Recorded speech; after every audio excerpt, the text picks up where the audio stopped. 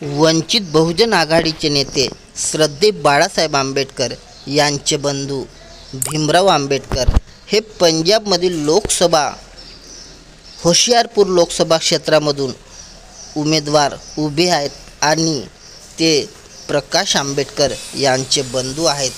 ते global Republican party या पक्षातून ते उभे आहेत आणि त्यांचे चिन्ह आहे सिलेंडर आणि प्रकाश आंबेडकर यांचे बंधू असल्यामुळे ते पंजाबमधील होशियारपूर या ठिकाणी निवडून येतील असे जाणकाराचे मत आहे। आणि भीमराव यशवंत आंबेडकर हे आंबेडकरी घराण्यातील एक नेते आहेत आणि ते निवडून येतील असा दावा जाणकाराचा आहे। तो मित्रांनो, हा व्हिडिओ इतरांना पण शेअर कराल।